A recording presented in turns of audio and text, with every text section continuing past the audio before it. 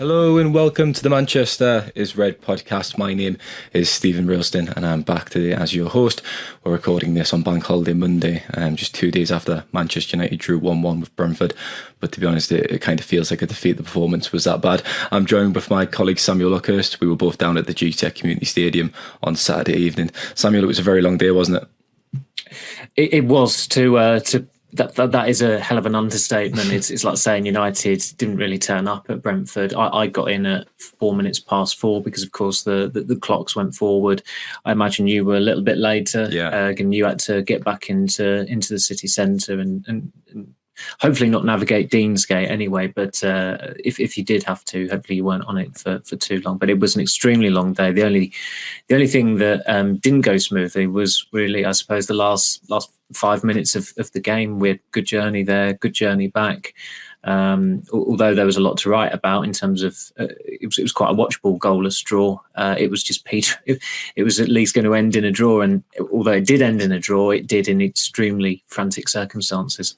We were talking about what we're expecting from the game on the way down in the car, and I think you thought they were going to win, and you're quite confident, obviously, after the Liverpool game 2 weeks ago. To build on that performance, and they had the momentum, and it was the real feel-good factor, wasn't it, during the international break? But I'm just so sceptical, I think, so maybe cynical, Samuel. And I've suggested in the past you just can't trust this team. They're frustratingly very inconsistent, and we saw that again on Saturday evening. Brentford were dominant, and it would have been a scandal if Mason Mount's goal had won the game. It would have been daylight robbery on the night of daylight saving, with the clocks going forward. Nicely done. I mean, as you said, I was blind. Clearly, I overestimated. United. I just saw that with Brentford having quite a few players out and 4 wins at home all season, 6 defeats at home this season, 2 wins in their previous 17 games. United were 1 player away from being able to field their strongest 11. And after the high of the Liverpool game, everything was stacked in their favour. But were we surprised that they performed as pitifully as they did? I don't think any of us were. And speaking to Ty this morning, who watched the game, he fortunately for him, he didn't have to trek down to Brentford, and he won't be trekking down to Chelsea for the 8:15 kickoff either this week. But we agreed it was actually their worst performance of the season. And scrolling through, I think they've had 16 defeats this season. There have been some real bad ones in there. The Newcastle home defeat in the League Cup, Bournemouth at home was pretty listless. Fulham was a bad setback, and they weren't good that day until maybe the last 10 or 15 minutes.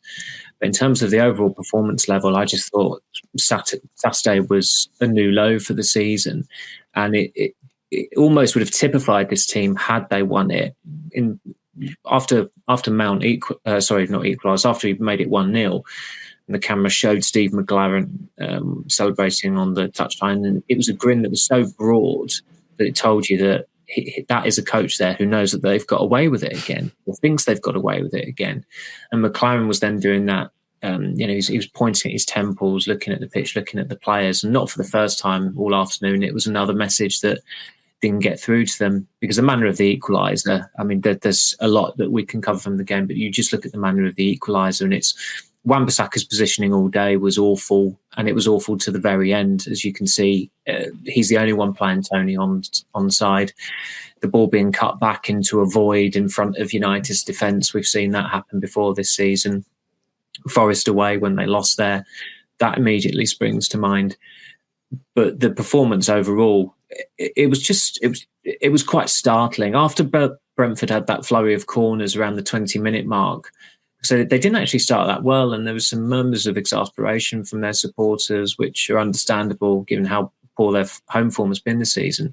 But after that flurry, they just battered United, and the 31 attempts at goal, which came 3 shy of the 34 Liverpool had at United at Anfield in December.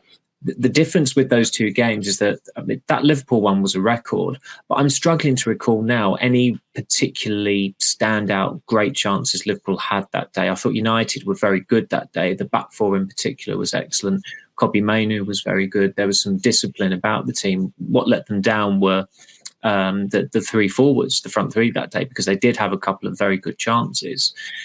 But Brentford had great chances galore. They had at least 4 brilliant chances in the first half alone. And the only positive about that first half for United was that they weren't 4-0 down as they were at that stage at Brentford last season.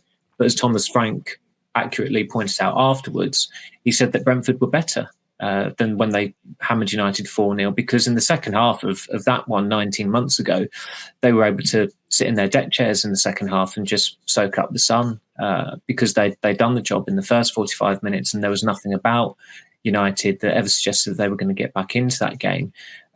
With United this season, their propensity for late goals, it always, and you were saying as well, as I kept on saying they could still nick this. They're going to. I could see them nicking this, and then of course when Mount scored, immediately you think, because of how recent the Ahmad goal was and how recent the Mainu goal was at Wolves, that they had nicked it. But this team has a propensity also for conceding very, very quickly after scoring, and I think it's now Bayern Munich, Arsenal, Fulham, Wolves and Brentford have all scored in added time against United this season. Bayern's goal was an eventual winner. It put them 4-2 up at the time. Arsenal was a winning goal. Fulham was a winning goal.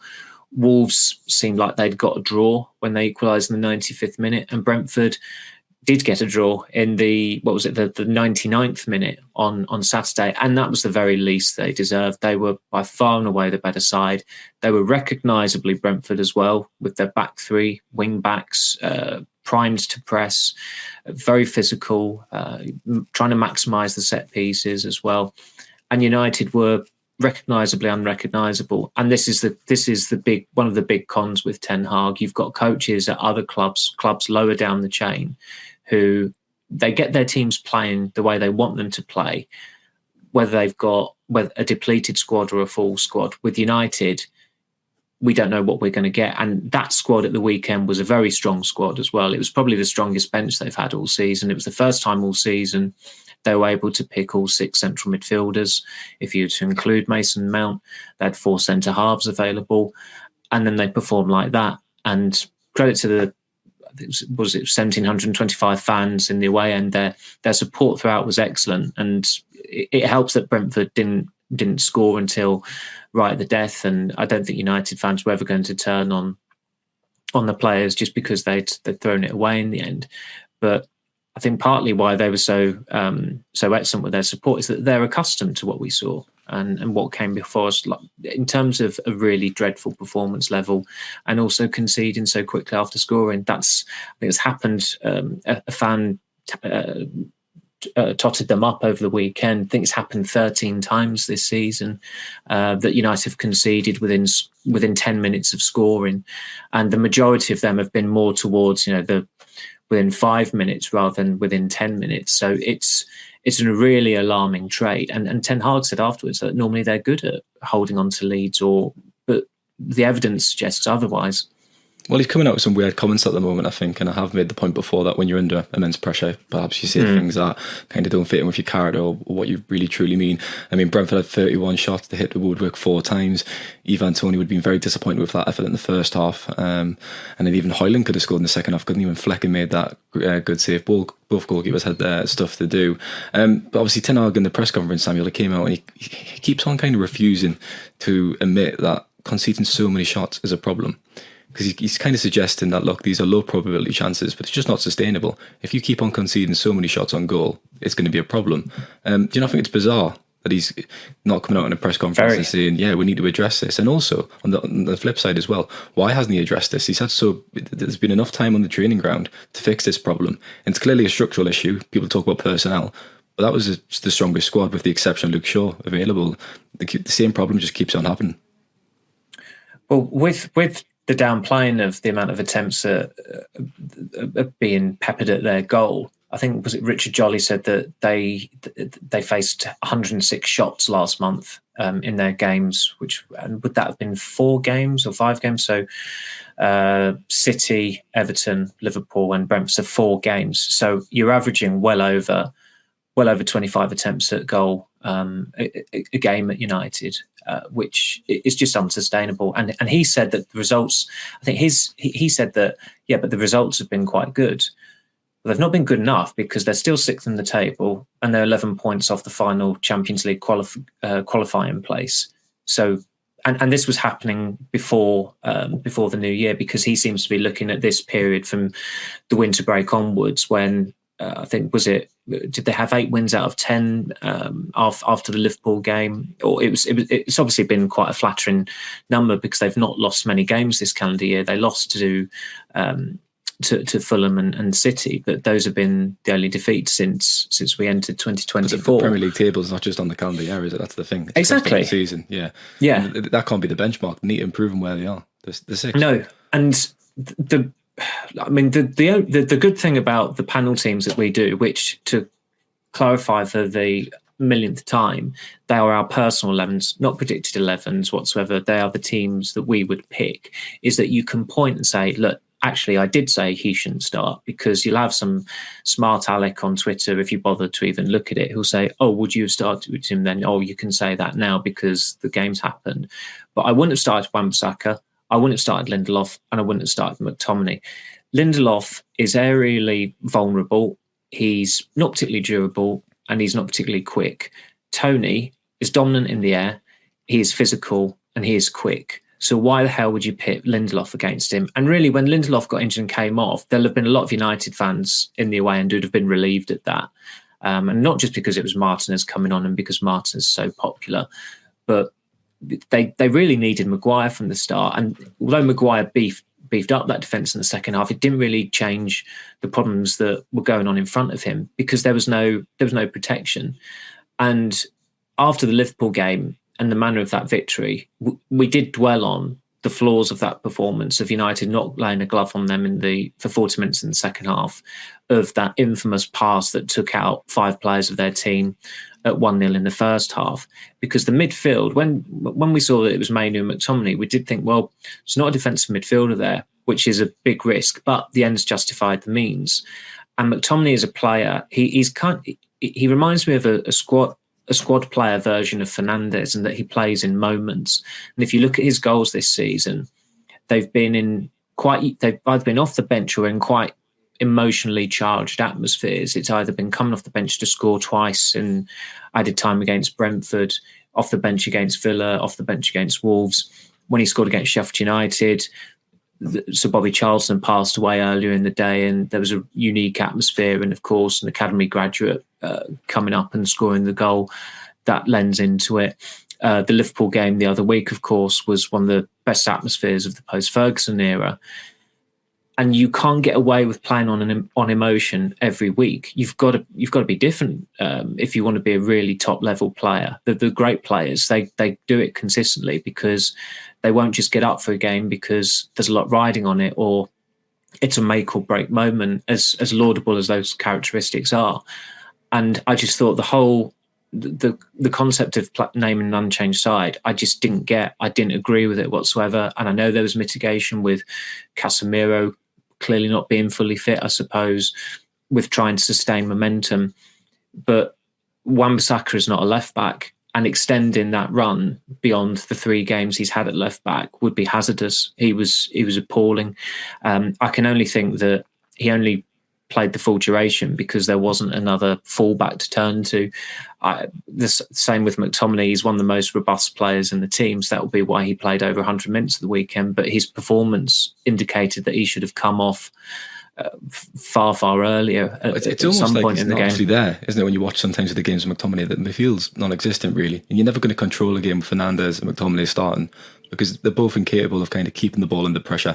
And they look towards Mainu a lot, and he's only 18 years old. He's the only one who kind of has that composure and ability. And he was unwell on the pressure. He was unwell on Thursday and missed training. So his performance at the weekend, which was subdued, is forgivable. And you can cut Garnacho some slack as well. He started 26 or 27 games on the spin, and he's been United's best player for me this season as well. I mean, he looks tired, doesn't he, Garnacho? I think that's understandable as well. And he'd played in LA on Tuesday night, travelled to Manchester on the Wednesday, trained on the Thursday. At least he got to sleep in his own bed the night before the game. But it's going to take it out of a young player like that. But of course he had to start. Nobody was saying that he shouldn't have. And as I said, that's why you can cut him some slack for having an off evening. But those three selections, as I said, Lindelof, Wan-Bissaka and McTominay just didn't make any sense to me. And then they were compounded by Højlund, looking more like the Højlund pre-Boxing Day in the Premier League. Garnacho didn't perform. Rashford regressed, really poor again, to the point where I think it would probably be advisable to drop him for the Chelsea game I'm not on sure Thursday night. I criticise Højlund's performance because, I mean, they just didn't get up the pitch, really, and there wasn't much for him to do. He was making the ball stick a few times in the first half, but United just weren't in Brentford's half, really. They were dominated and penned back. Rashford's performance, however, it was really poor. One of the problems with Højlund as well, and this was not his making, was that they were going long at goal kicks.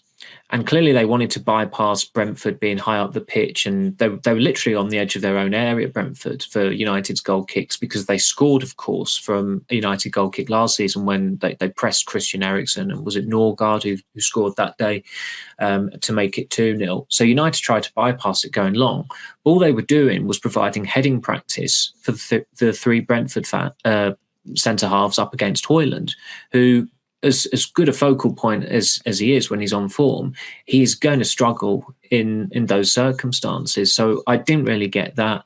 As you said, Rashford, I think his performance level, whilst he's been scoring, it's been decent at best. But that was a really, really dreadful, dire display from him on Saturday. Just very anemic, and he's clearly had he's probably had his confidence dented as well, where he's quite peripheral in. I think there's definitely a few examples of that, though, wasn't there? When in the past he kind of just get a shot off without thinking, and there was a few opportunities where he could have done that, and he kind of took an extra touch, maybe lost the ball or picked the wrong pass. Surely Marcus Rashford that's playing full of confidence, he takes that shot and probably finds the back of the net.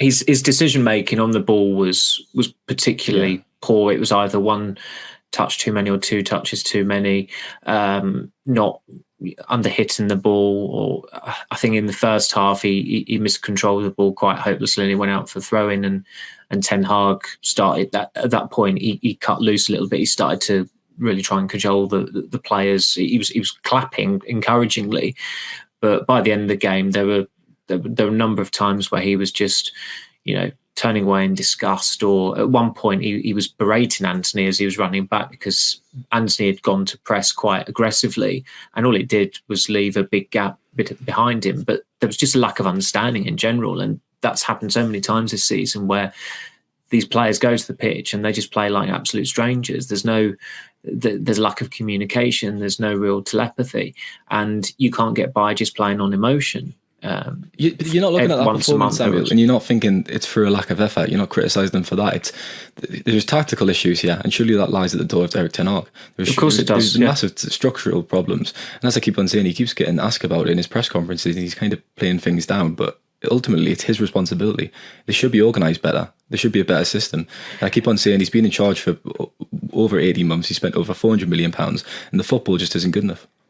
He knew 2 years ago that he was going to be the United manager, and nobody was expecting him to solve all the problems within a 2-year period. But after the progress of last season, to go this far backwards, it is a worry for them, and that's why his future is in the balance, to put it politely. And you look at the midfield, because again, as I said earlier, that the problems were in front of the back four because there was no shielding, and if you've not got an expert or a specialist defensive midfielder in there, you are going to struggle.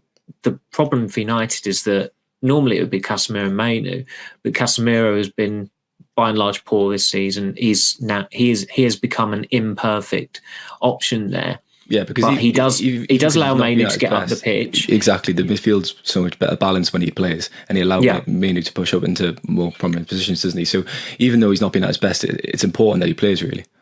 It is, and the alternative is just not coming into the reckoning at the moment in Amrabat, who Ten Hag said last season we didn't have a number 6 alternative. This season we do, but Amrabat has been so out of his depth that he was completely unused in the Liverpool game when there were 5 substitutions made in a match where a lot of people would have wondered, myself included, is he going to start because Casemiro had withdrawn from the Brazil squad and was unavailable. But he's not getting a kick at the moment.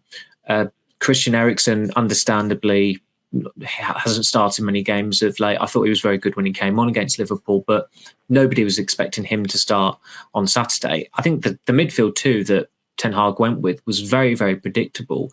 And sometimes that predictability can be a problem. If Brentford are second-guessing that, or second-guessing it, I should say, then it's easier for them to prepare for, and the shortcomings in that midfield are quite obvious. And there was also the advantage Brentford had that Mainu had been unwell on the Thursday, and he clearly wasn't completely right. I thought he started relatively decently. His touch of the ball, United regressed usual when confidence. Mainu's involvement was reduced really in the game. As you said, he started well. And he was when Brentford Brentford kind of took him out of the game, really, as soon as they got a stranglehold of it. And as we've said time and again, if United haven't got Mainu on the ball, they are not controlling the game in any way, shape or form. I thought Varane was all right, Samuel, in the first half. He was definitely the standout performer in the opening 45 minutes, if you can say that, considering how poor it was. But he made a lot of clearances. He won a lot of headers. Brentford were really dangerous with the crosses they were playing into the box, and that's really where they were getting the most joy from in that first half. But then we see it quite happening time and time again, unfortunately, for Varane. He was substituted at half-time when the players emerged for the second half. We noticed on the television that there had been a change. And obviously Maguire had been sent out to warm up, hadn't he? So he replaced Varane. And I guess that's the problem. Look, his contract expires at the end of the season. There is a decision to be made on Varane. I managed to ask him as he left the stadium if he was all right. He said, look, it's nothing too serious. I think Ten Hag said it was a precaution in his press conference as well, didn't he? That change. But it kind of sums it up, doesn't it, with Varane. He's a brilliant player and he is still United's best defender, but he just succumbs to injury problems far too often, unfortunately. And unfortunately for him, he had gone quite a long time without missing a game through injury as well. I think the last game he'd have missed before... not missed, but the last time he came out of a game, whether it was missing it or whether it was coming off during the game, was probably West Ham, I think, in December, 2 days before Christmas. He was unwell for that one. I think he might have missed a game at the start of that month with a sore back. So it was the first time that he succumbed to an outright injury since early December. So you're looking at 4 months, which is it's quite good going given how brittle he's been for the majority of his time at United. But as you said to me in the first half, he's still United's best defender. So it'll be interesting to see what if they can come to an arrangement, because United want him on a reduced salary, but he's in a position where he can say, well, look at my record when I do start, and this is the consensus. This is what I've done, and I have been fitter in recent months, and they don't want too much upheaval at centre half as well. I would have thought, because Johnny Evans is out of contract, and you'd say that he would be a logical player to retain, but they do need to sell one centre half at the very least in the summer, and Lindelof is the prime one to get rid of. He's out of contract next year. There would be resale value in him, and he's still 7 years on, has not developed the core characteristics of a Premier League centre half. When someone is one-on-one with Lindelof, you do fear the worst, don't you? There was that in the second half, I think, when someone was bearing down. I can't remember who it was, and you just think, oh God, he cut inside, Lindelof fell over. Unfortunately, I think it went wide of the post. But yeah, he was very poor again on Saturday. We'll leave it there for part one, and we'll be back in a moment for part two.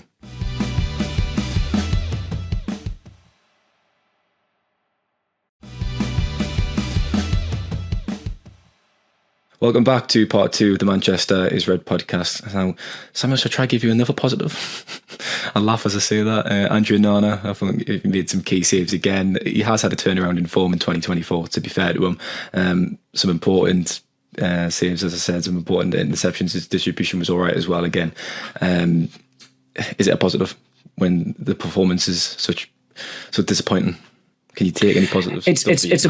It's a positive that I think Manchester United's DHL Twitter account was fishing for yesterday when they put out that ridiculous tone-deaf tweet. I thought that Phil Lynch had taken over the account and was checking. Maybe hadn't checked his sentiment graphs that day and was just quite enthusiastic. But Onana made one very good double save. Ten Hag actually. He clenched both fists and raised them and applauded Onana for that. He understandably, he wants Onana to excel because they spent quite a bit of money on him. It's his signing. He had him at Ajax as well. And in recent months, he has improved undeniably. He not all of the kinks have been ironed out, and he has still. I thought they've certainly Wolves away, City away. He let in some savable shots in those games, but he has also had some very good performances along the way. I think that I think I gave him the highest mark or joint highest mark away to Forest in the FA Cup because he kept a clean sheet, even though the saves he made that night were quite standard. But even the role he played in Fernandes laying the ball off to Rashford in the derby, that was a very precise and deliberate kick to Fernandes. And United are starting to benefit from his distribution more, not so much on Saturday because I just think it was the wrong tactic. I think there needs to be bolder, if anything, and try and play out from the back. But they're reluctant to do that because I think they were possibly spooked by what Brentford had done to them at the Community Stadium last season.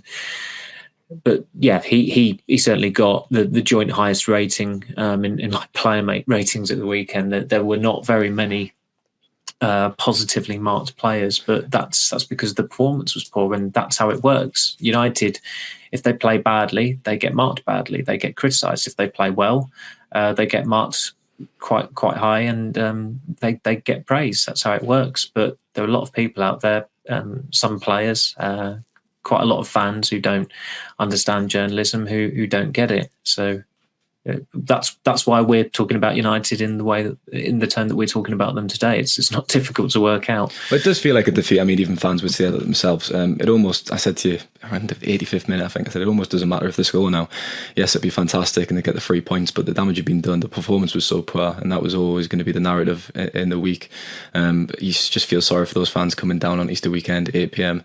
Obviously no trains back to Manchester, unfortunately, so outstanding loyalty as usual, and they were in fine voice. What does it mean for Ten Hag's future? And Samuel, we kind of touched upon it in the first part.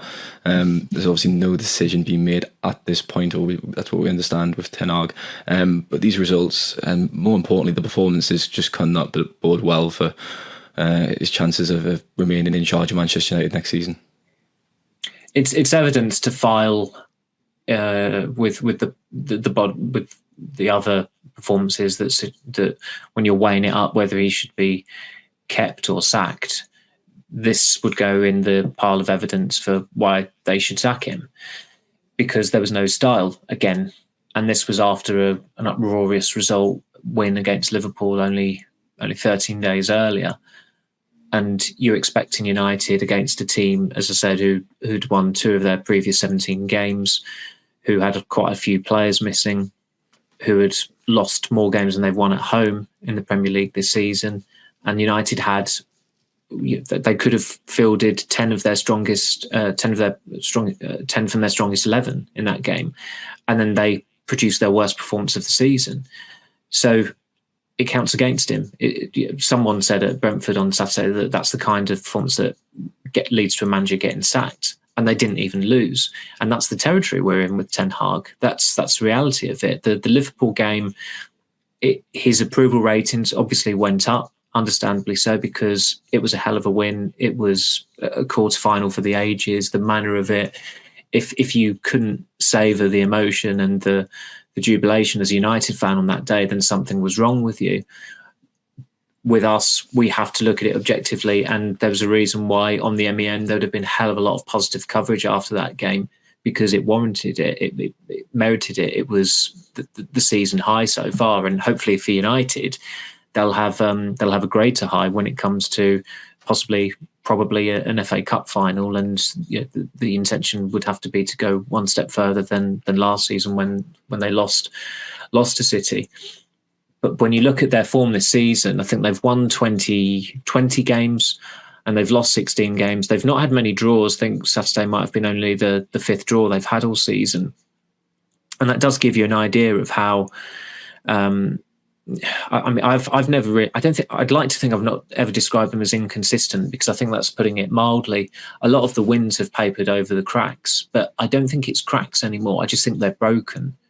And that's why Ineos have been and will continue to assess managerial candidates who could potentially replace him, and it's why there's a reasonable chance of history repeating itself, of the Dutch Man United manager being sacked after winning the FA Cup, as happened with Louis van Gaal. And there have been far too many parallels between Ten Hag and Van Gaal. As I said, what Ten Hag is saying in some press conferences, if you're in the comms team at United and you look and you're taking your fan hat off, you're looking at that and you've got to be startled by it. I mean, the bizarre comment he made at the weekend about City being lucky to beat Brentford. I watched probably an hour of that game, and I didn't get the feeling that City were lucky to be ahead. They were.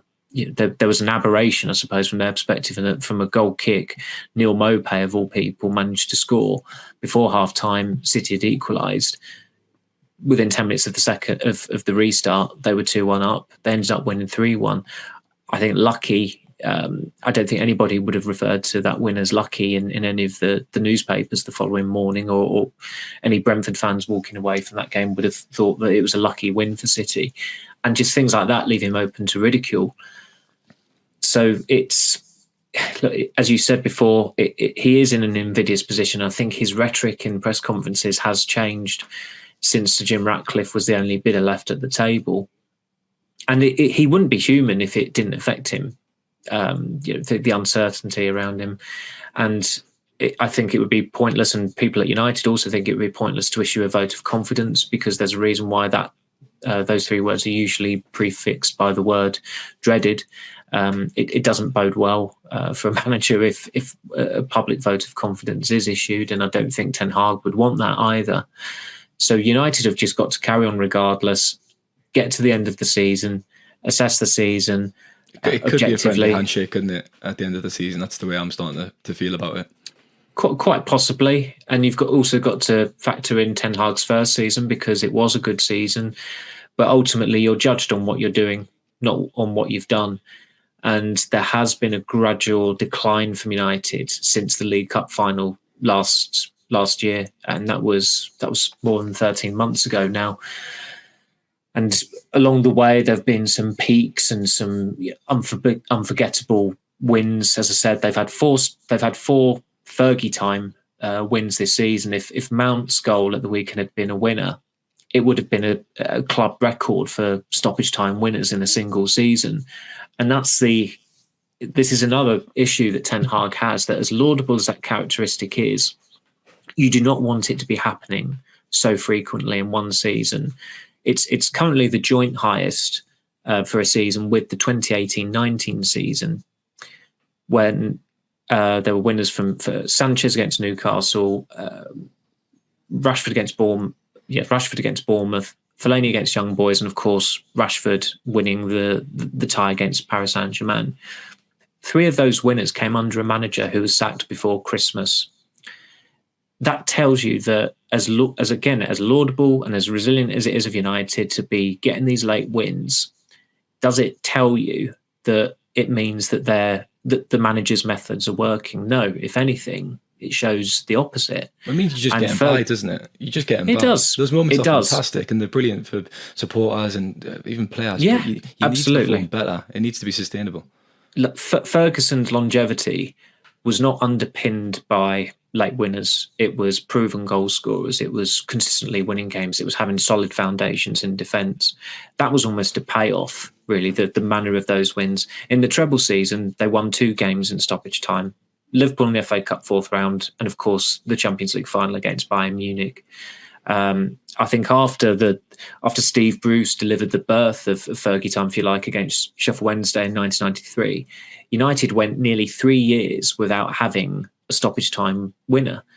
And then after Andy Cole did it against Sunderland in January 96, they had to wait another 3 years for a stoppage time winner.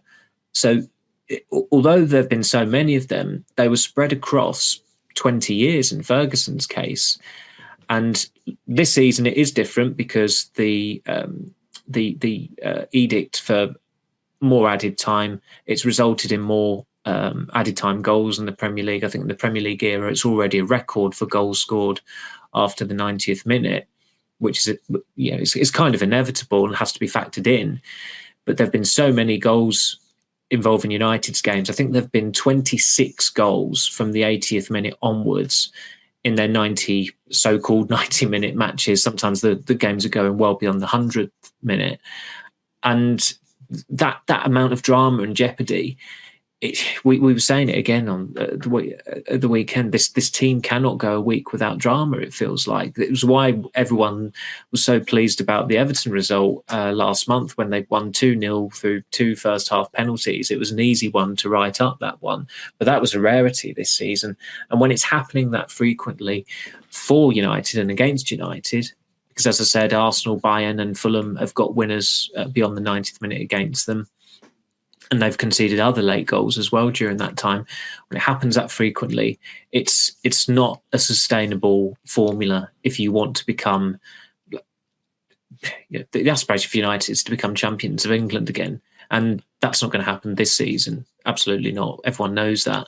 But it might not even get them top 4 or top 5. We'll come on to Mason Mount in a second, because it's obviously worth talking about his goal. And it could have been the turning point, or maybe it will be. But it's worth talking about that kind of style of play again, because you talked about the long balls, and that was obviously deliberate a few times from Onana. But these are the games, Samuel, that Manchester United should be going to Brentford, who are struggling in the Premier League this season, and imposing themselves. You've got to respect the opposition, obviously set up to a certain extent to accommodate that. You should be backing your own principles and your own beliefs and your own tactics and going there and playing your stuff. But when you think about that, what is United's style of play? What is their philosophy under Ten Hag? That's the problem. When you ask that question, what is the answer? I don't think there is an answer. There have been times this season where they've played at a level and they've been so stylish that you've come away from it thinking that is what he would want. The first half against Wolves is probably the best example of that. I think he said it was the first hour, which is fair enough. They should have been further ahead than 2-0 at half time. There were a couple of games around November time, I thought, half an hour against Galatasaray away, up until maybe Marcus Rashford's red card against Copenhagen. But even away. In those games, you're listing matches where obviously glimmers, but then they've become erratic, and that's the problem, isn't it? Glimpses, yeah, exactly. And a game lasts for 90 minutes and then some. And it's no good just turning it on for 60 minutes and not winning a game, or almost throwing a game away, which was the case at Wolves. It was ridiculous that they found themselves in a position where they were having to get a 97th minute winner in a game that they had dominated for the majority of it. But even when they went on their best winning run this season, they got pummeled a little bit by Villa away, but on comes Scott McTominay to get an 80-something minute winner. Luton away was quite chaotic. They started brilliantly, but then they were pegged back, and Ross Barkley's skimming the crossbar at the death. I think the West Ham win was good game management, in that they went 1-0 up. I know West Ham had good opportunities that day as well. It didn't. David Moyes correctly again said afterwards that he felt West Ham were better at Old Trafford than they were when they beat United at the London Stadium just before Christmas in terms of their performance. And I didn't disagree with that. So that gives you an idea of, I think we're covering it quite well in that when United have been winning this season consistently, they've not been convincing. And the amount of times that they've played at a level where you've thought, yeah, that's the United you want to see. They've simply not done it for 90 minutes this season, I don't think. They've had 6 wins that have been by a margin of 2 goals or more. 2 of them were against Everton, who can't score for toffee, which is a pun that we've used far too many times. Another one was in a League Cup game where Crystal Palace just decided to hit the eject button themselves. 2 more were against a League One side and a League Two team in the FA Cup. So when you're looking at this evidence and you think more and more about it in terms of how they've gone about this season, it's very, very difficult. It's becoming difficult to justify not changing manager in the summer. And I think it's far too weak an excuse to say there's not an obvious candidate, there's not a standout man to come in. If you're a sporting director or a football administrator worth their salt who's charged with overseeing managerial changes, you've got to be well aware of the ideal candidates to come in and who would be an upgrade. And the way United are playing, how can you say this candidate, that candidate would all be downgrades? And look, I don't think you should just.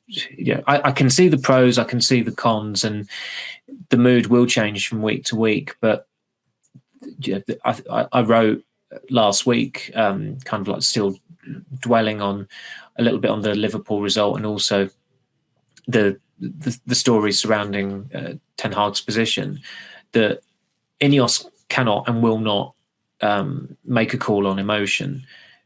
Ed Woodward made Ole Gunnar Solskjaer permanent manager based on emotion because of what happened in Paris and a brilliant win against Mauricio Pochettino's Tottenham.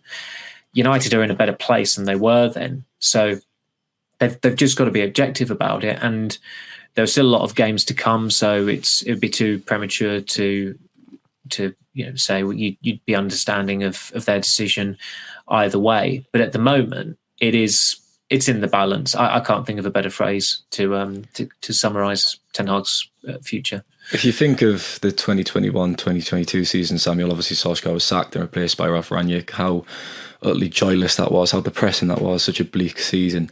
United have fewer points this year after 29 games played than they did in that campaign. And in the Rangnick season? Yeah. Wow. At this stage of the season. And you add up the numbers, you look at the performances, and fans want Ten Hag to stay. They wanted him to be the man, but he's just not given them much ammunition to work with, is he? When you look at the facts in cold light. Not all of them want him to stay. I've some friends who are season ticket holders. I'd say that it's quite split. Something that there should be a change in manager because there's no style and they're so erratic, and for reasons like you just mentioned about the points tally being lower than this stage 2 years ago. Others feel as though that he deserves a shot under the new structure. And that structure might not be fully implemented for quite some time yet, because the chief executive will start in the summer, but will Dan Ashworth start in the summer? Would be quite fanciful. He's still not officially joined United. The key thing about that as well is will Ten Hag want to work under that new structure? He's kind of talked about how the control and having obviously a say in transfers is a big say. Yeah, so I asked friction. Yeah, I asked him about that, I think in late February, and he said, and it was sensible words, he said that they wouldn't sign a player that the manager doesn't want.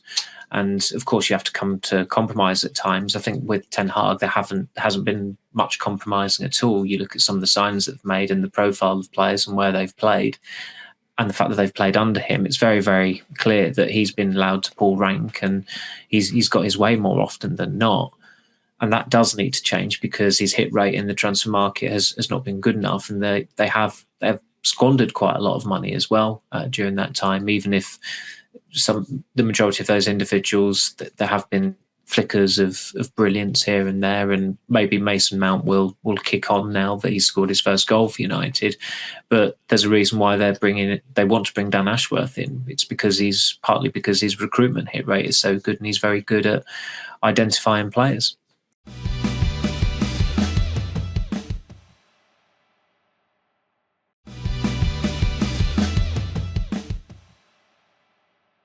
Mason Mount and Samuel, a great finish actually, and what it was. That was in the corner. Obviously, the away end erupted, and we thought, "Oh my God, they've actually done it again!" And then, obviously, a few minutes later, Brentford get that equaliser. It's such a shame for Mount on a personal level, because if the goal gets the win and the 3 points, it's all about him. He probably speaks in the mix. So, and after the game, he reflects on his injury, obviously the calf problem that had him sidelined for around 4 months or so. It's probably been a difficult period for Mount. He was obviously brought to the club to play a deeper midfield role. We've kind of discussed the merit of that and questioned whether he will be suited to that position. It'll be interesting to see how he kicks on from now until the end of the season. Chelsea's obviously on Thursday night, and he'll definitely be hungry and have a point to prove at Stamford Bridge. So do you think he'll be involved from the start? I think he should. Whether he will or not remains to be seen. But he was quite... I was was impressed by how bright he was when he came on against Liverpool for his cameo. He seemed pretty fit. There was no obvious signs of any ring rust there. He was energetic on Saturday as well. I don't know who it was who tugged him back just inside United's half, but how he didn't get a booking was beyond belief. Absolutely beggared belief. And referees, they really don't help themselves. And that referee, is it Simon Hooper? He had an absolute stinker at that was the most cynical foul you see, wasn't it? I mean, United. Yeah, you just think what is a referee thinking there? Not to book a player. It was dreadful refereeing, and so he showed positive intent before he got the ball. And the more you watch the goal, it's such a well taken goal because he's got players breathing down his neck. He has to get it right in the side of the net, just tucked inside the post, and he did it brilliantly. And he got a lot of grief from Chelsea fans during the Old Trafford game in December, whether he heard it or not at the stadium. I don't know. I don't think he was in the director's box that evening, so maybe he was in his maybe he's keeping his distance in his hospitality box.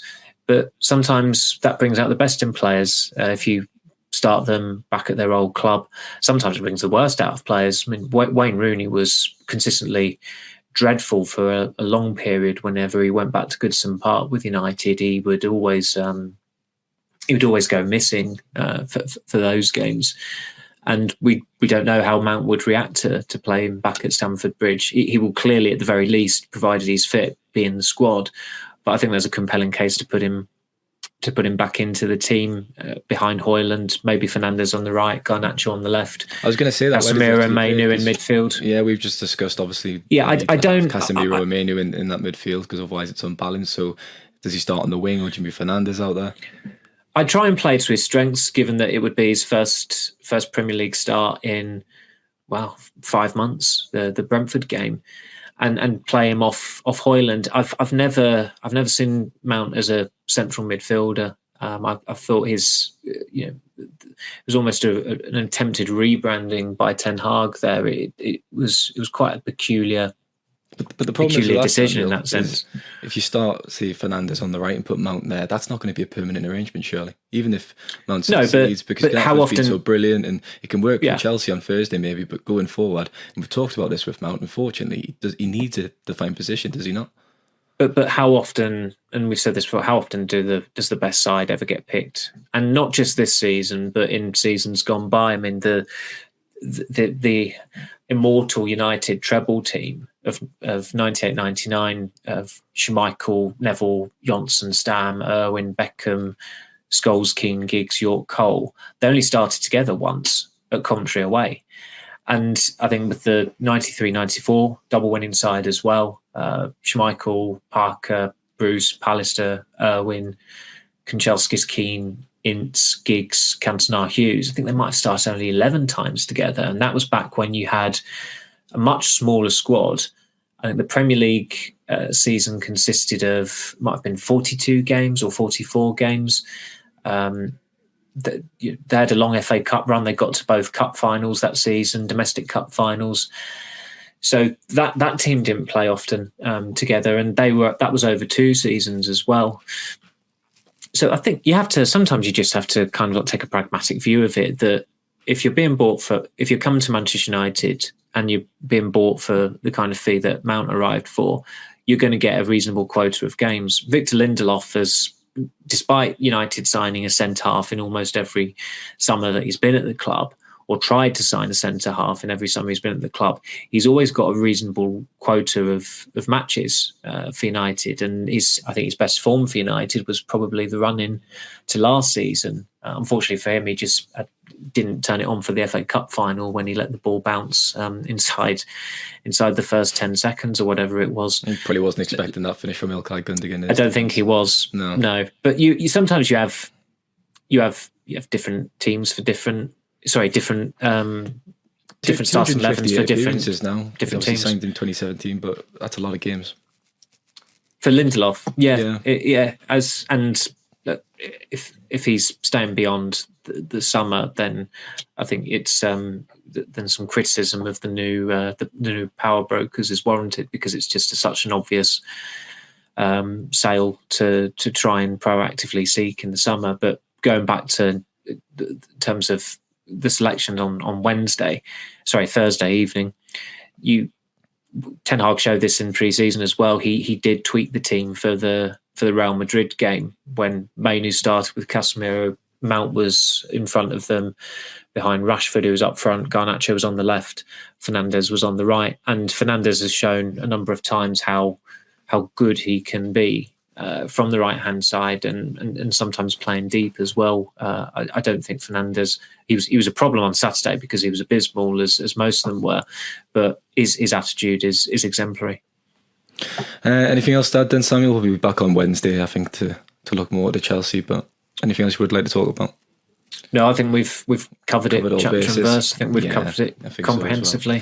So thanks for your time, Samuel, and thanks to listeners as usual. As I said, we'll be back in midweek to look ahead to that game at Stamford Bridge on Thursday evening. Take care, and we'll speak to you then.